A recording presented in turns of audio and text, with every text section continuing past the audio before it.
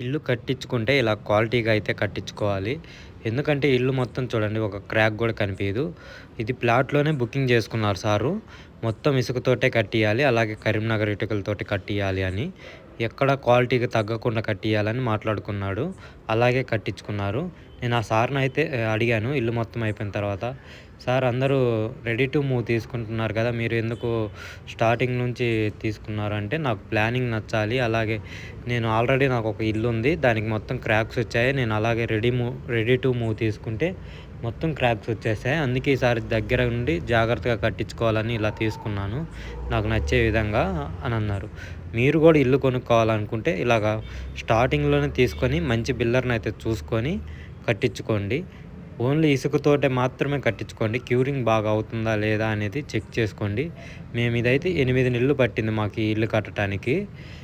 క్యూరింగ్‌కి 2 వారాలు ఆపి, గోడలు కట్టిన తర్వాత ఒక 2 వారాలు, ప్లాస్టింగ్ చేసిన తర్వాత ఒక 2 వారాలు మంచి క్యూరింగ్ అయితే చేపిచ్చి సార్ దగ్గరుండి మరీ కట్టించుకున్నాడు. రోజు పొద్దున, సాయంత్రం వచ్చి చూసుకుంటూనే ఉంటాడు. ఇసుక కలిపిర్రా, డస్ట్ కలిపిర్రా, అలాగే అల్ట్రాటెక్ సిమెంట్‌తో కట్టించుకున్నారు. బిల్డరే గాని కట్టించింది సార్ అయితే దగ్గరుండి మరీ కట్టించుకున్నారు. ఇది గ్రౌండ్ ఫ్లోర్ అయితే మొత్తం పార్కింగు. ఫస్ట్ ఫ్లోర్ వచ్చేసి మనకి సార్ ఉంటారు. లిఫ్ట్ గూడా ఉంది. చాలా అంటే చాలా క్వాలిటీగా కట్టించుకున్నారు. ఇలాంటి బిల్డర్స్ దగ్గర క్వాలిటీగా కట్టే వాళ్ళ దగ్గర మాత్రమే